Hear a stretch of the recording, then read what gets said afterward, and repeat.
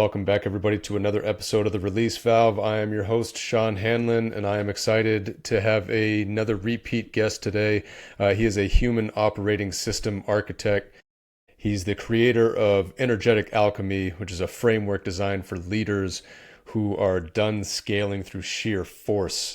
I am deeply honored to welcome back onto the show Mr. Warren Williams. Welcome back, sir. How are you?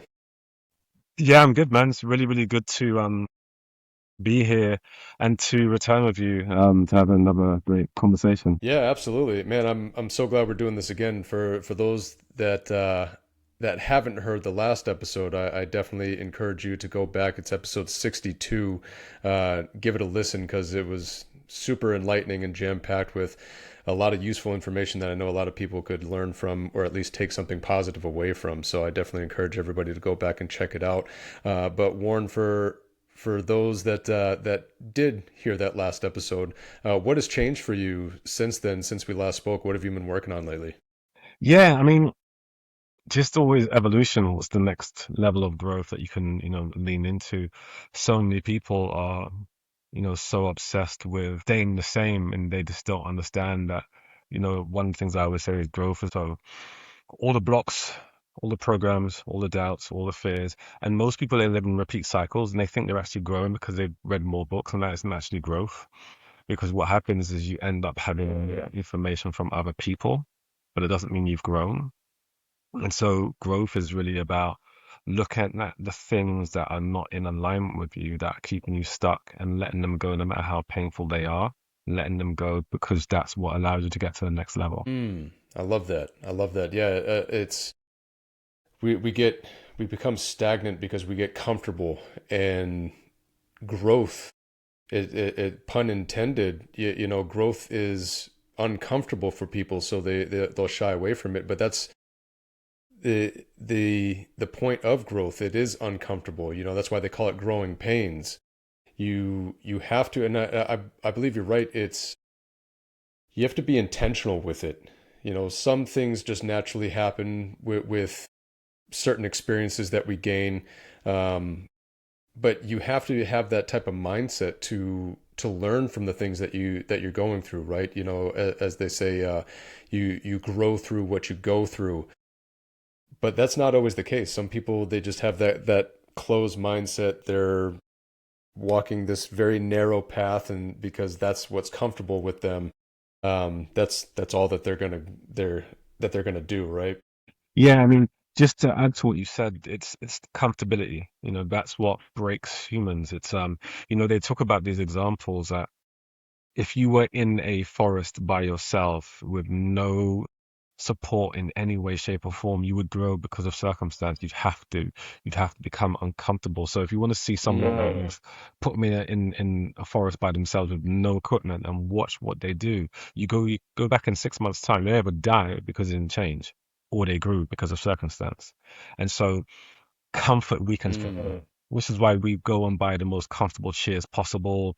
We go online and shop for our food, but humans are constantly seeking comfort, and that's what makes them weak. We have to challenge where we are, or we repeat the same thing, but just with new ideas, and the ideas don't change you, because we've seen that so many times. So many people, they learn more and more, but nothing changes because they are comfortable with who they are. And another saying that you said, I'm going to add to as well, which is the treasure that you seek.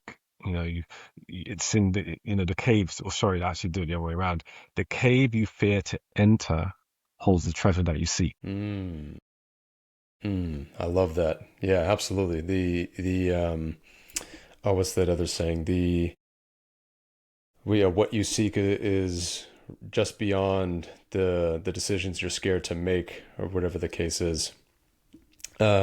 Usually what you're avoiding is what is going to lead to that, what it is that, that you're looking for. We're so scared of change. We're so scared of the unknown.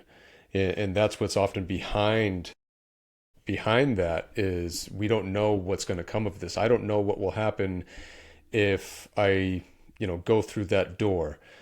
I know that eventually I'm going to succumb to my current state if I stay here, but at least I know that that's going to happen. You know, so if you go and pursue something you don't know, and that's scary for a lot of people. A lot of people shy away from that, and I think you're so right. The true growth comes from, even if it's deemed a failure, there's still something that you can take away from it. There's still something that you can learn from it, apply that going forward, and then make adjustments as you go. But you're never going to gain that if you're just sitting around in that current state. Yeah. So exactly to your point, when so many people are scared to fail, they're so protective. Like even imposter syndrome. People think that imposter syndrome is something different to what it really is. It's really what people are fearing is making mistakes on the way up. Whereas great people, they fail so many times. Like, the whole thing about Thomas Edison and the light bulb. He learned 699 ways how not to make a light bulb, and then he finally succeeded on the 700th try. Even Harry Potter, you've heard the story about the Harry Potter books. She was turned down by some like 14 authors and then became the first billionaire author. I didn't know that. I didn't know that she was turned down so many times. I think that's a tale as old as time with a lot of the, yeah, successful people, whether it's in sports or, yeah, whatever. I was talking about this not too long ago, about, Steph Curry, the basketball player, and he's so known for making all of these amazing shots, and people assume that he's shooting at like 75% or something like that, making 3 out of 4 shots, but he's not. He's actually missing more than he's making. He's making, I forget the statistic. It was like 30 something percent, and that's not a high percentage, but he's taking those shots. And that's what he's known for, is the shots that he's making, not the ones that he's missing. Yes, yes, I love that. That's a beautiful one. You're right, man. You just got to do it, figure it out. I think for a lot of people, at least speaking for myself, I had a very clear thought or vision of how I would want something to go. And if I felt like it wasn't going to go in that exact way that I saw, then don't do it. It's not going to be good. Where if I just start doing the thing, I'll figure it out and I'll fine tune it and I'll get it better. And it'll actually be, as I said, better than what I would have thought in the first place. Because a lot of times you don't see all of the little things that could come up. And so, yeah, for me, it was, if this isn't going to be picture perfect, I don't want to do it. And I didn't pursue a lot of things because of that. And as we talked about on our last episode, I didn't pursue martial arts because I felt like I let too much time go by. I let I let myself age too much. I wasn't going to be able to pursue it the way that I wanted to. And then it got to a point where I was like, you know what? Just do it because you want to, and you'll figure out how you want that to look as you're doing it. And I was just talking about this on the last episode.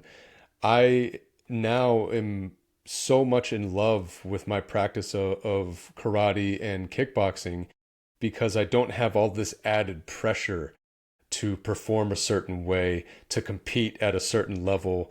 I'm just doing it because I love it. It's fun, and the feeling that I get away from it is far greater than I feel like any feeling I would have got if I did pursue it all of those other ways that I wanted to in the past. Yeah, I think we mentioned this before with I think I brought up Mighty Mouse and how, Demetrius Johnson, how, he's the greatest. Um, well, he's in top three greats of on the UFC as a champion. He defended his title 11 times, and he was never worried about losing because he said, "Well, my family will still love me," and so that element of having to be perfect was eroded, so he could go into the ring with the octagon without any fear, without any doubt, without any worry, because he said, "Yeah, because people will still love me," and he went in that, and that's what made him invincible. It's like the difference between like, how do you become invincible? By becoming defenseless, which is something that Deepak Chopra said. The way you become invincible is by becoming defenseless. Seek not to defend anything, and you cannot do Mm. that. And so, to your point, what we're talking about here is society is so worried about the mistakes of what if I try and I fail, rather than the opposite. there's a 50-50, you fail or pass. And in the world, or in this world, there's so many people that create greatness are the ones that try. Going back to the point of you miss all the shots you don't take. And unfortunately, most people don't take the shots and they stay where they are because they think it's safe. Most people want to stay in formation rather than actually take risk. And there's a saying that I learned in life coaching years ago, which says, if you're not living life on the edge, you're taking up too much space. Ooh, I love that one. That is a good one. That's huge. I love that a lot. So in your line of work, how often do you come across people with these type of mindsets where more often than not they're the ones holding themselves back? Pretty much everyone, even successful people, they have these levels of doubt within Hmm. themselves, but they think that because they're already successful, they don't have limits, but they do just at a different level. And so, even I know you asked me a question about my clients, but I'm going to relate it to people that people know. I remember hearing an interview with Alicia Keys, and for those who don't know, a famous R&B musician and pianist. And Hmm. someone asked her, but she said it in a way like, obviously you don't, because she said, so you don't get nervous anymore, do you, when you do concerts? And she's like, no, I'm nervous every single time. Every time I'm nervous, but I do it anyway. And that's the difference with those who are great and those who are not. It's the in the face, that thing about courage. People think courage is the absence of fear. It's not. Courage is doing what's right, even in the presence of fear.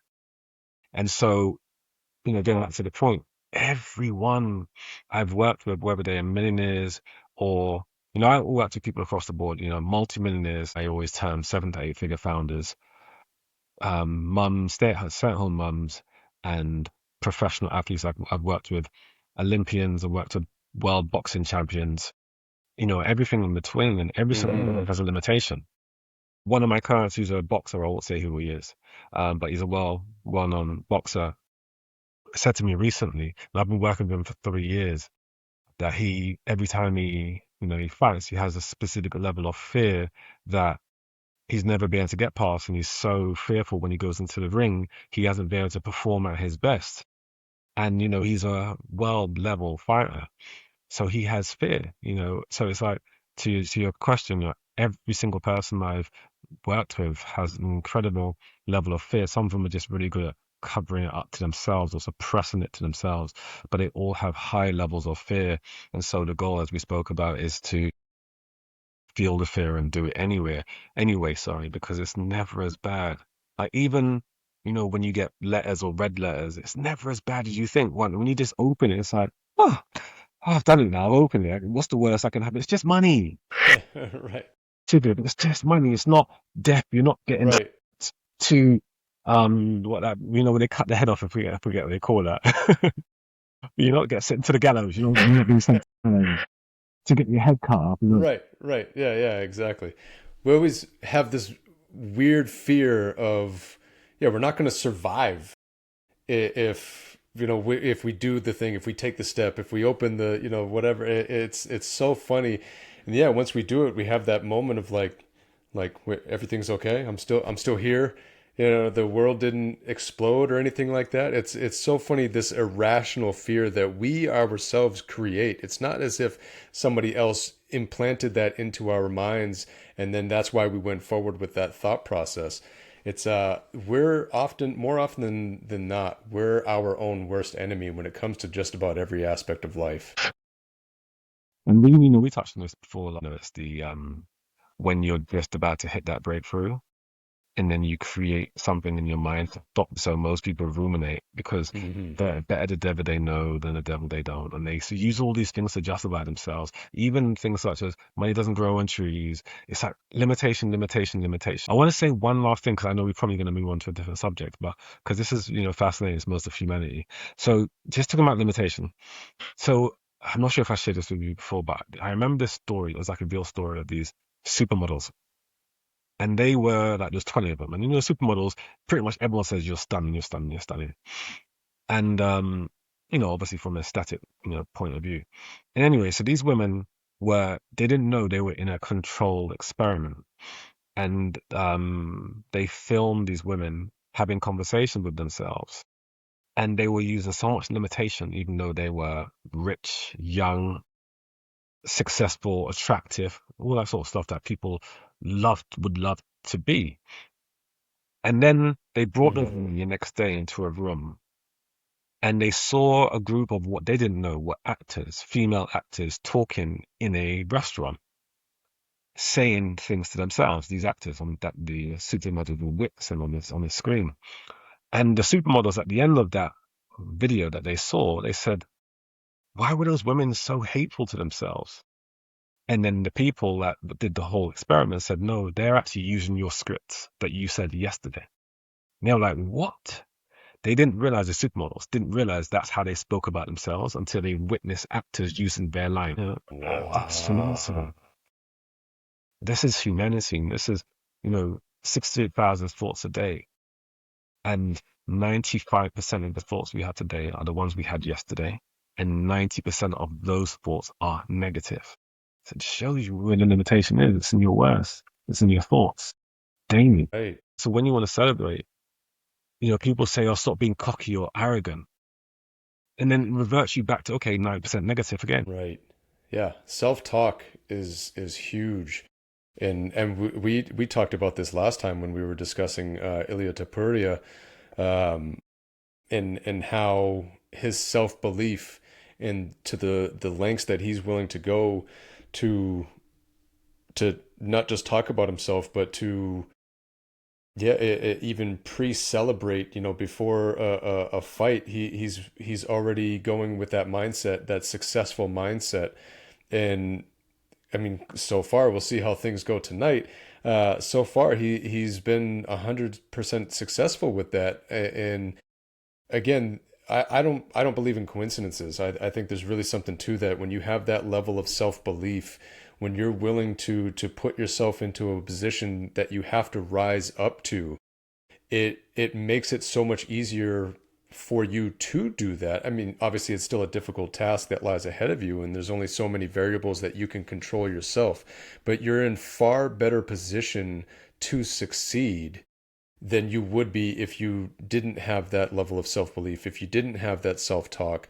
I think a lot of people, I mean, myself included, when I was younger, I would talk down about myself because I thought it was funny. I thought other people would think it would be funny. Let me say something negative about myself before somebody else says it about me. And so that way it's a joke. It's something that we can laugh at, and it's not poking fun. It's not bringing down, but it's so negative and you don't realize your subconscious doesn't know if you're joking or not.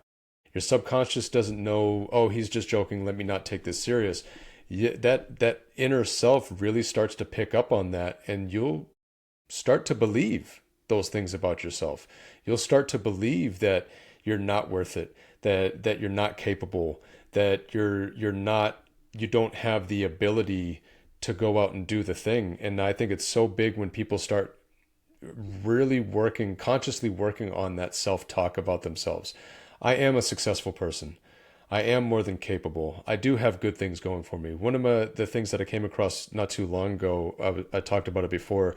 I believe it was called ominous positivity, to where you say it in the sense to where it's too late. I'm already successful. I'm already heading down the right path. Good things lie ahead. There's nothing I can do about it. Kind of take that little flip to it, and you'll be surprised at how much that changes your mindset towards things. Yeah, 100%. And this is obviously an interesting conversation because it is exactly where they are. And as that saying goes, he who thinks he's wrong and he who thinks he's right are both correct. So you're projecting your own reality based on your word. Mm.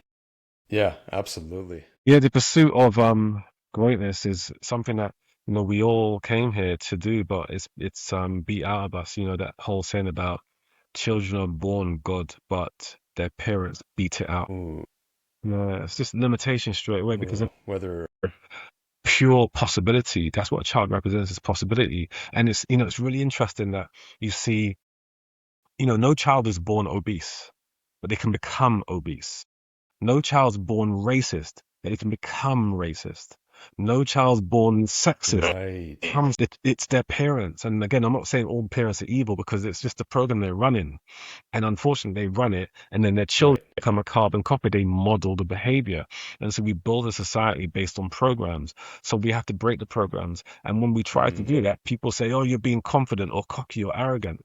Why? Because it's a program they don't want to run. But then how do we grow? We have to run programs that are uplifting, regardless of what people think. We're not here to fit in, we're here to stand out. And so many people that aren't doing that look at other people as, oh, look at that person trying to be successful. What's wrong with trying to seek greatness? That's how we raise the community. That's how a high tide raises all boats. It's necessary. 100%. I love that. You're so right. And I know we make a lot of UFC and martial arts reference on here, but I think it's so relevant. I even am brought back to Conor McGregor when he was on his rise before he kind of went a little over too far on the deep end, if you ask me. But on his rise up, that was one of the things that he said. We're not here to take part. We're here to take over. No, we're not here to just to say that we made it. We're here to make a difference and stand out and shine above the rest. And I thought that was huge. It was something that really stood out to me, and it was one of my favorite lines, especially when he first said it. Being an Irish American, I was a big Conor McGregor fan for a long time. So when he was saying stuff like that, and he was another one that had that major self belief that he would speak his things into existence. He would, call his shots. He would say how things were going to go, and then he rose up to that level, and that was huge. Again, we look at somebody that has that level of self belief, and we think they're crazy. We think, because we're like you said, we're so conditioned to not have a standout mindset. The let me not, really outshine anybody. Let me not stand out, and then I won't receive any attention. It depends on what we're talking about, but I think we, for the most part, are people that, I mean, a high majority of people have an amazing capabilities in one way, shape, or form that they dumb down, that they dim that light on themselves, that they're almost embarrassed to talk about. They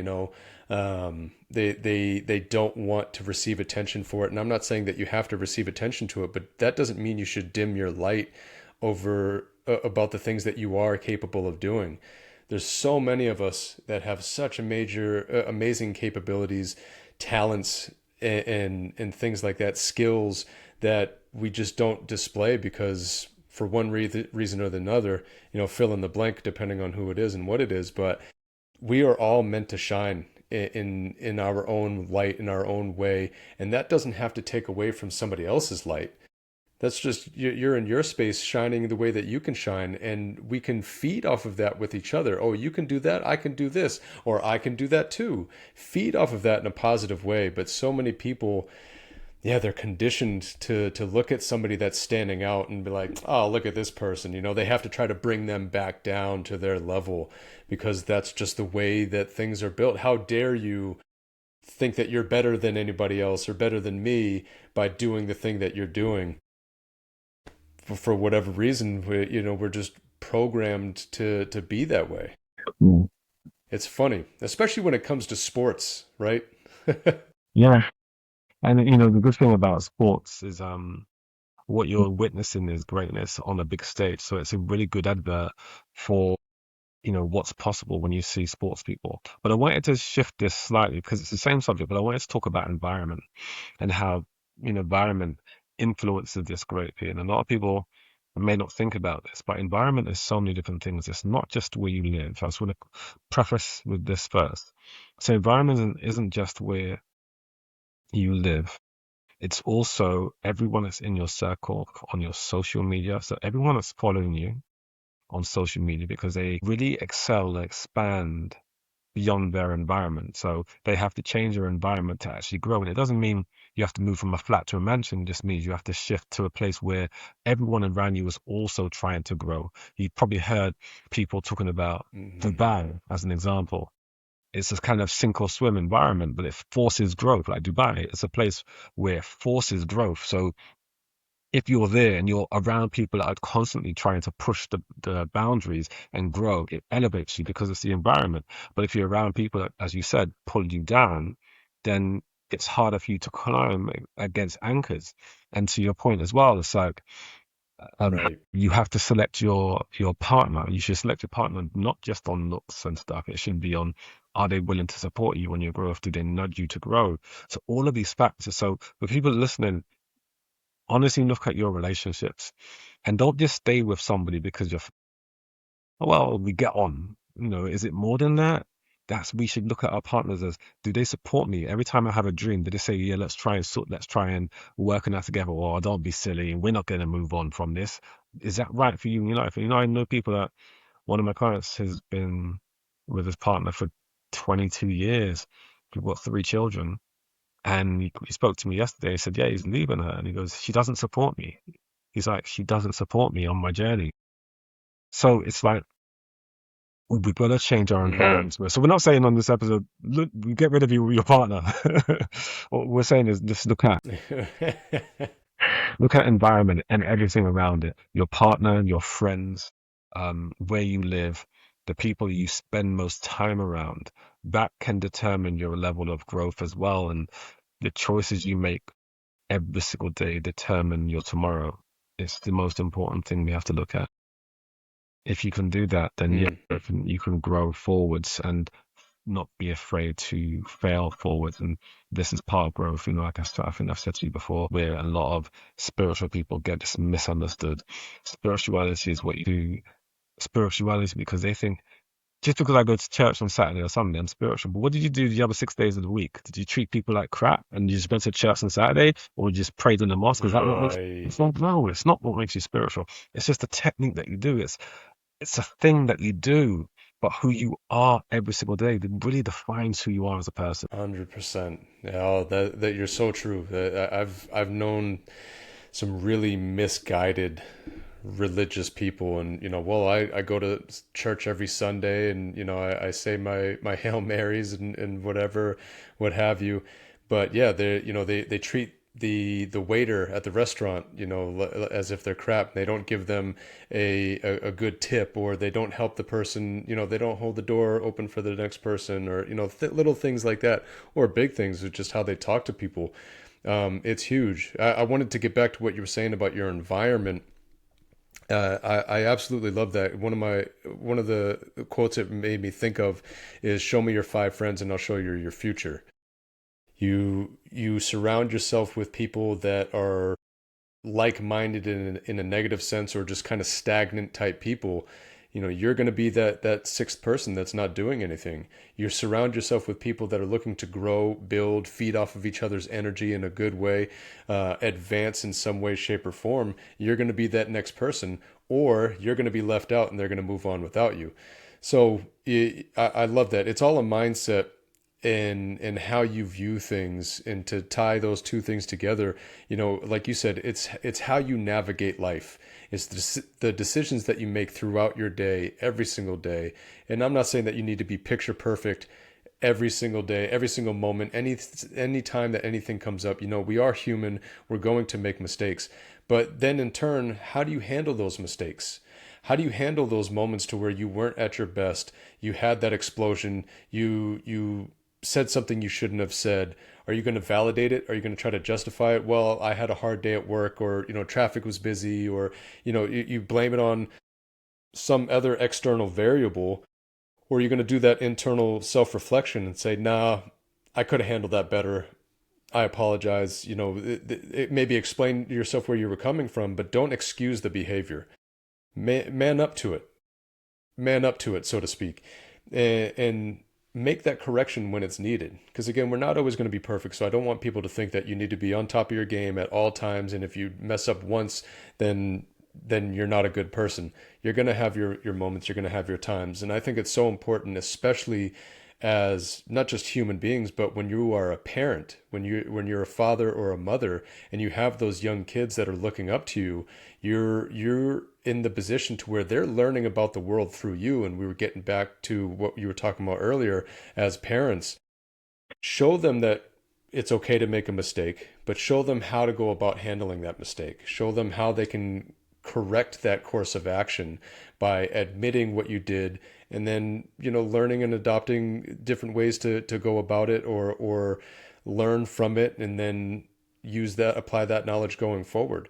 That's what life is all about. That's where growth really comes from, is being able to admit that you didn't handle something to the best of your capability, and then try to be conscious of that going forward and make that change the next time it arises. When you see someone hooked up to an ECG machine, when people lay in the hospital and they go beep beep beep beep, that ECG machine, what you see is an up and down. You don't see a linear line because a linear line represents death.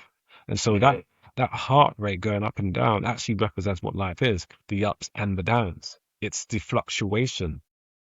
That's life. So to your point, every single day isn't going to be perfect, but it's how you handle the imperfection that determines true growth and true spirituality moment to moment.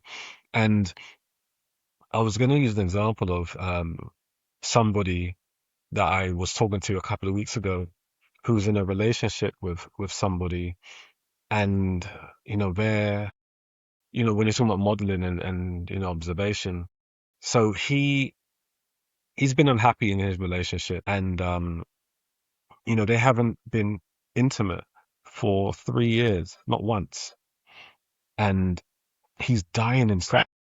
And what I said to him is, he's going to look at it from a different point of view. He's going to be brave enough to make that decision, because he said, let's go to a counselor, a relationships therapist. And his wife just shoots it all down.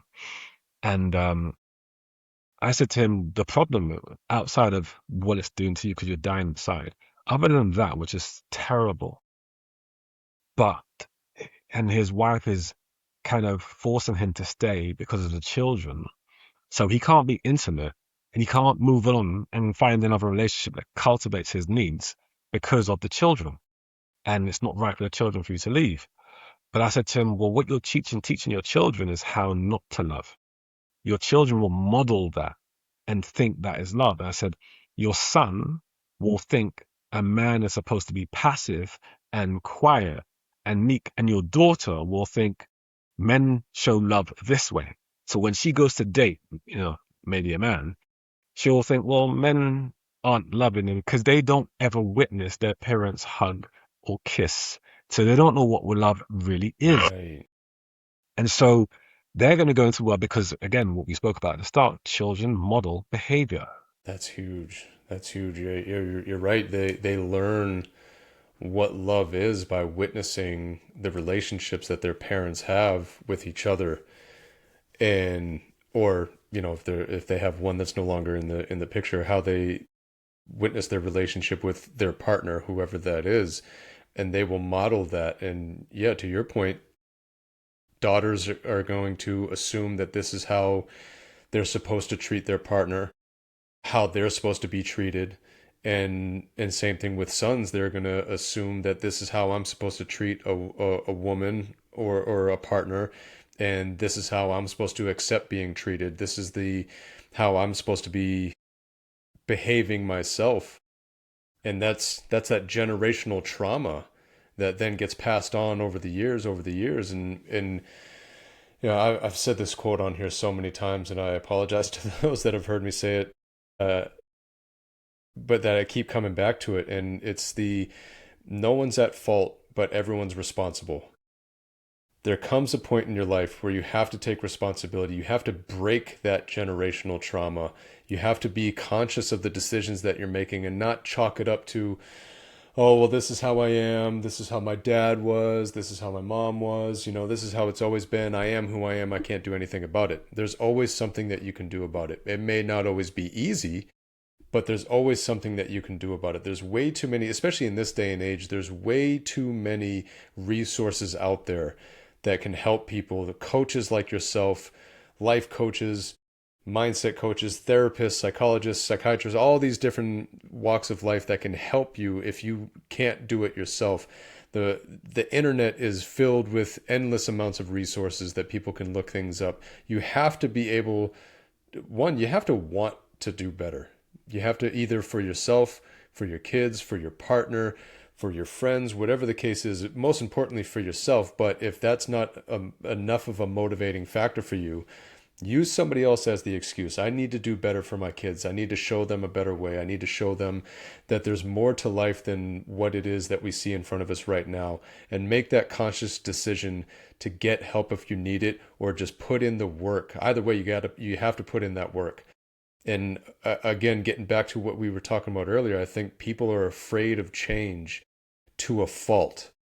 They're afraid of growth. They're afraid of things being different from where they are now. As the saying goes, this is the devil that I know. The fear of uncertainty. I don't know what it's going to look like. Well, if you know right here, right now, that this isn't okay, you're making it worse by not changing something, by not putting in the work, by not seeking help if you need it. It's not going to stay the same. It's going to get worse unless you do something about it. And for me, I know I was that same way for a long time. You know, I was ready to die on whatever hill it was that I was on, and I I I looked in the mirror and became extremely sad with what I saw. I was honest with myself with what I was seeing, and I got sad. I got depressed. I got down. This is not how I want my life to go. I started looking forward thinking and looking into the future. It's like, can I sustain this for the next 30 years, 40 years if I live that long? No, and that I was getting like panic attacks even thinking about it. It was like I can't do this. I got to change something. I need to stop blaming other people. I need to stop blaming circumstances, and I need to make a conscious change in my life. And is my life perfect, picture perfect, to where other people would be jealous of what I'm doing? Maybe not in a complete sense, but I am in such a better place than where I was before. And the fun thing, the exciting thing for me is I know that that can continue. I can continue to grow. I can continue to change. I can continue to develop. I can find new ways, new hobbies, new experiences that I can pull from and apply it into my life. Life is a never-ending journey of self-discovery if you allow it to be. If you have that mindset, if you're looking at things in that way. And it's one of those things, like it's Pandora's box. Once you open it, there's no going back. You can't go back to that old way of thinking. You're constantly going to be looking for new ways and new things to help you grow and develop. And that's why that was one of the first questions that I asked you, and I love that your answer, because I knew that that was going to be the case for you as well. That you're constantly transforming, developing, growing in different ways, and in turn, and this is one of the things I love about people like yourself, you're helping other people do that as well. You're not just sitting back and saying, this is what I do, this is how I do it, and I'm always going to do it the same way. You're looking for new ways to help people, different avenues that you can take, different angles that you can approach things, and helping other people. And I think that's a beautiful thing. With regards to perfectionism, again, we were talking about it being exhausting. Something that you said earlier, which I agree with as well, but noticing the fact is way more powerful than just having less of a negative effect. It's the noticing part, because change only happens from, first of all, awareness that you need to change. And like you said, so many people will die on their own hill, as they say, wrong and strong, but that reinforces the block, and that isn't growth. Growth is about being able to see, where am I limited. Life will mirror back to you your choices in real time. So it's like, if you think you are financially successful, your bank statements and those things will mirror that back to you to show you if you are or not. If you think you are very fit, your gym workouts will tell you if you are or not. If you think you're God's gift to women, or go further into denial. And the only way to go further into denial Mm. is to increase your dialogue to prevent awareness. And that's what many people do. So, as an example, again, I'm not saying this to have a go at religious people. There's nothing wrong with being religious, but there is something wrong with being, or lacking awareness, or having what we call confirmation bias. So, as an example, that I've studied all the religions, as in properly studied it. Not I know it's a Christian. I mean, I've studied them. I've read the whole Bible front to back. I've read it in the ancient language in Amharic. I've studied Wow. it in Amharic. I've studied Islam. I was able to read and write. Read it in the classical Arabic, which is Fusha. Wow. Yeah, Fusha is classical Arabic. So I studied it and read it in classical Arabic. I actually studied and learned I could even speak Arabic. So I actually studied for a long time Judaism. I studied all the major, and what it was actually part of my spiritual journey to actually understand, because they're the things that rule most of what people perceive as life. And so I remember having conversations, as an example, with Christians, and I always said to them, why don't you ever read the Quran? Which is the Muslims' book. They'd be like, oh, there's nothing in it for us. I said, have you read it? No. So then how do you know? How do you know you're right if you haven't read something different? And what you see going back to modeling again, if someone's born a Christian, they're pretty much a Christian their whole life, but do they challenge it? If you're confident Christianity is the right thing, read another book and see, yeah, I read it. I read the whole thing back to back. It didn't make sense to me. Cool, but have you done it? And most of them haven't. And it's the same with Muslims. What's wrong with Christians? Oh, they don't believe in Muhammad. Have you read why? No. Okay. So they have this confirmation bias. The Jews, it's the same thing. They all focus on their book, but they're never confident enough to read other people's books. So they're stuck in the confirmation bias. It doesn't matter if you think it's the word of God. You haven't challenged it to see if it actually is. And it's like for me or you that do martial arts. If someone said to you, the jab is the best punch, we can actually test it by going and sparring with someone. And, oh, it works. I've proven it to myself that it's the best punch, or it doesn't.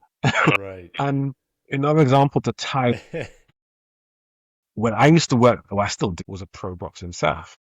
And he noticed that the guy would throw a jab and slip the wrong way. Because when you jab, you slip away from the jab, and he would always slip towards a jab. And so Yoda, who I call him Yoda, because he's short, old, and powerful. So that's what I call him. That's what it's called, like that. So he went up to the guy and said, you're slipping wrong. And he was like, straight away, confirmation bias. No, I'm a boxer. I've been doing boxing for 20 years. And so Yoda did practicality. He said, okay, I'm going to spar with you. I'm going to throw jabs at you. I want you to slip the way you slip. And he slipped the wrong way, the way he's always been trained to. And Yoda knocked him down. And he got up again. He did it again. Got up again. Did it again 3 times. And he said, it's wrong. I've just proved it to you. It's wrong. And he's like, oh my gosh, that's a reality check. Religious people don't. And so they end up, again, I'm not saying religion is bad. Mm. I'm just saying challenge it and reaffirm why it's right. And the reason why it's important because of all of what we're talking about, which is growth.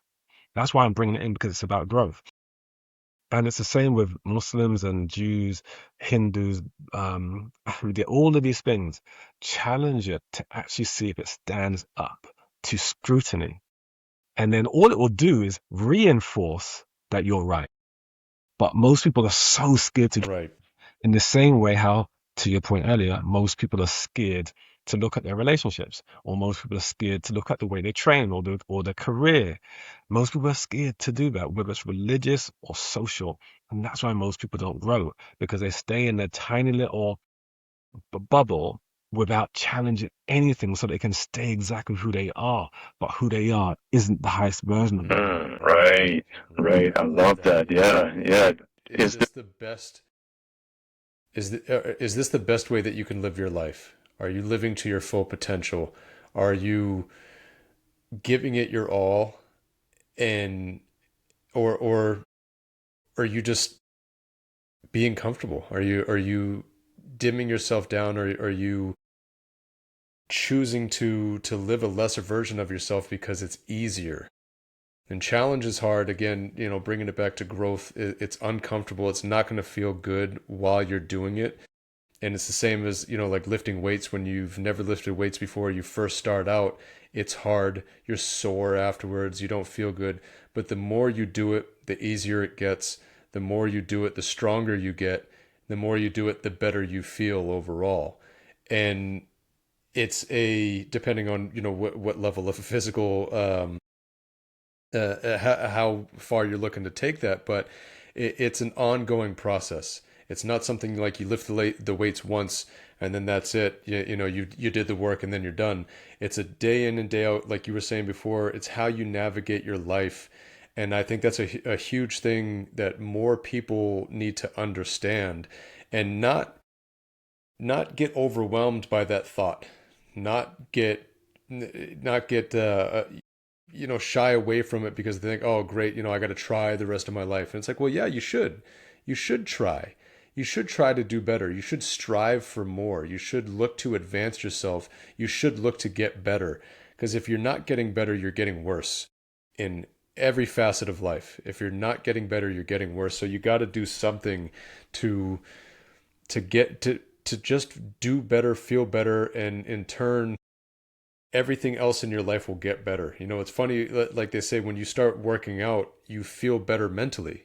When you start doing things in a physical sense, you feel better mentally. You start getting better at certain things. You start managing your relationships, managing your time, all these other things. Your relationships then get better. You may lose some, but you're going to gain ones that actually have more substance to them, that actually mean something, that you get something from it. And that literally applies to every aspect of your life. If you put in the work, you're going to get the results. It may not look and feel exactly how you thought it would on the outside looking in, but it's going to be better. It's going to be better for you in the big picture, in the long run. And that's what people need to stop shying away from, is be comfortable with being uncomfortable, right? Put yourself in those positions, as we were saying before with people like Ilya Taporia and Conor McGregor. Put yourself in that position that you have to rise up to. Put yourself in that position. You have no idea what you're capable of until you try. And I think a lot of people would be surprised at just how much they are capable if they're willing to try, if they're willing to question, if they're willing to be curious, if they're willing to run those tests to see is this the best way to go about it? Is there a better way to go about it? Am I living my best life? People love to say that line, oh, they're living their best life. And that's just so freely thrown out there now, but very, very rare is it that people are actually putting in that work, actually trying, actually striving for more, living their best life in the sense of that trial and error and looking to get better along the way. That's that real journey of life. That's that real growth that we're talking about. And I'm not saying that I'm doing that in every facet of life, but I'm doing it more than I would have been before, the way I was living beforehand. I'm trying to apply it to more things than I ever was before. And it doesn't have to be in every point of your life. I think there's also a time and a place for allowing yourself to just do nothing, allowing yourself to relax, unplug for a little bit, recharge your battery in that sense, not be so on the go with every single thing. But life as a whole, overall, you gotta want more, you gotta do better, because if you're not getting better, you're getting worse. Amen. I mean, just your last point, I was going to say, yes, seasons in life has seasons. And so, yes, there are times, Right. that whole harvest, and you have to have the harvest, but you have to plant the seeds. So there are different seasons, and otherwise you would burn yourself out. And so we're not saying every single day should be about growth. We understand that there are seasons. And so you listen to the seasons, listen to the call of your body, but most people are stuck in wanting that the harvest, but not planting the seeds. And planting the seeds is the stuff that you look at in the mirror that you don't agree with, you challenge, whether it's your beliefs, your ideas, your body, your relationships, and that's how you grow. But I wanted to also say, um, you either, everything is about intention as well. So as long as you have a powerful intention as to why you want to do something, then that's the more important thing. It's not what you do, it's who you are when you're doing it. And so you either go to, I think I might have said this to you Mm. before, you either go to the gym because you love your body or you go to the gym because you hate your body. Both get you to the gym, but completely different intent. So much more powerful to do things through love than through hate. People sometimes think that hate's more powerful than love, but it's not, because if me or you was fighting somebody to the death and they were 5 or 10 stone heavier than us, We might lose, but if we had a child to protect, we'd win no matter what, because we're doing more for love. It would inspire us to go beyond the pain barrier. Prove that Right. nothing supersedes love. It's the most powerful thing. I absolutely love that. I absolutely love that. You're so right. Love by far trumps hate in every way, shape, or form, and that's huge. That's a big lesson for a lot of people. I think yeah, some people will use the negatives as motivation, but I think you got to really define your why.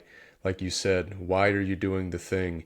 And always try to operate from a standpoint of love, whether it's loving yourself, loving of someone else. I think that's huge. I'm so glad you said that because that's such a good point. And then we're going to end in a sec. I just want to say one last thing, actually.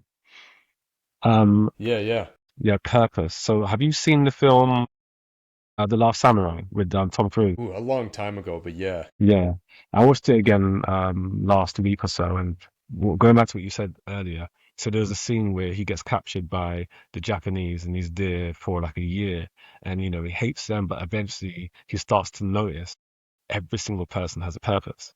He says whether they're cleaning the swords or they're sparring or they're washing the floor. He said the thing that he found most fascinating about them is they were fully invested in what they were doing with sincerity and honor, that he was blown away by their level of commitment to growth and purpose every single day. Yep. And that I think everybody needs purpose, intention, and why, as you said. I think that's a really good place to leave it. Find your purpose, and then you'll be fulfilled. It's not about success. Amazing reference. That's so good. I love that you can find the deeper meaning behind those type of things. One, it's a great movie, but you're looking at that deeper message that can be applied to life and what that means to you, and then express that outwardly to other people. I love it. You have this rare ability to take something either simple or complex and make it feel accessible for everybody without dumbing it down or making it or too difficult. You make it achievable. I love that about you, man. You're a real gem. I love your mindset towards these type of things and how you express it. So again, thank you so much for coming on here. This was I knew it was going to be another great episode. I even had a bunch of questions that we didn't even come close to touching base on because we were just flowing and talking, and I love it. It's such a good conversation. So thank you again. For those listening and watching, you can go find Warren at energeticalchemyos.com. You can follow him on Instagram at Warren W Mastery and check out his Substack at warrenwcoaching.substack.com. And if there's any other thing that you want to give a shout out to or let the people know, please feel free. No, I think those are good. I think through those links, they'll see all the other tools that I have that are free, accessible. That starts you to Awesome. Awesome. Again, thank you so much for this. I really appreciate it. Thank you, everybody, for tuning in. We'll see you next time.